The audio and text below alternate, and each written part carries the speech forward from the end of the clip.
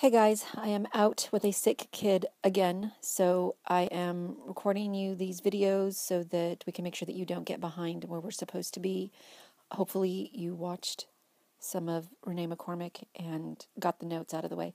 So 6-period research hour, what we need to do is make sure you've got the titration lab that we started last week. Whether you were absent or not, we all have that handout.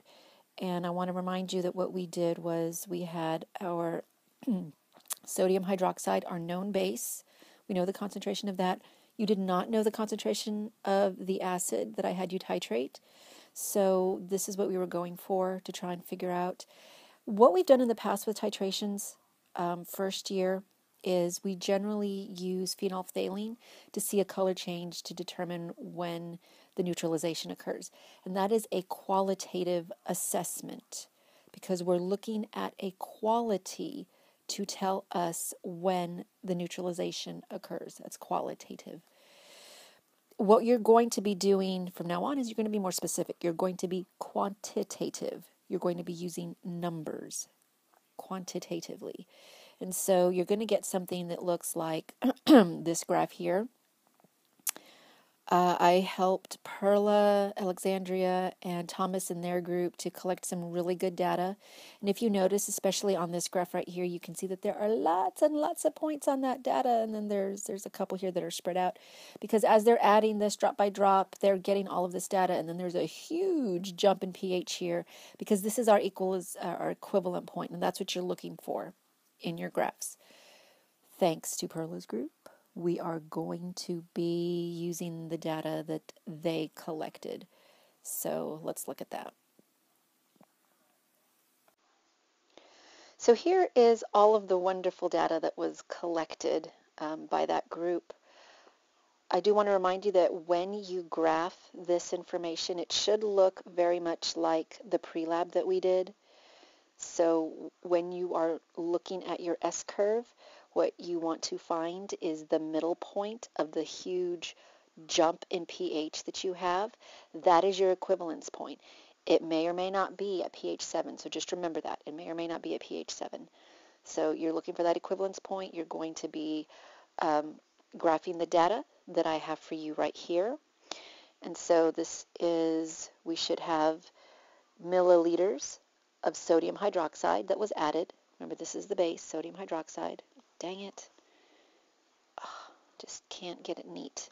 Milliliters sodium hydroxide. Just remember, this is sodium hydroxide.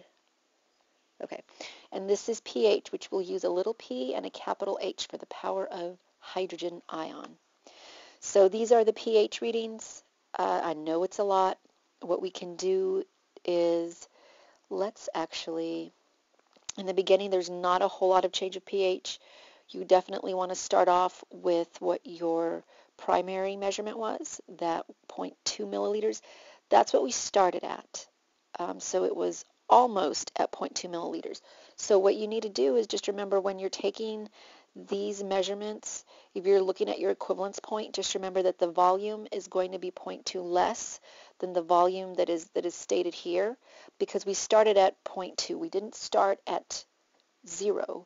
We started at 0.2.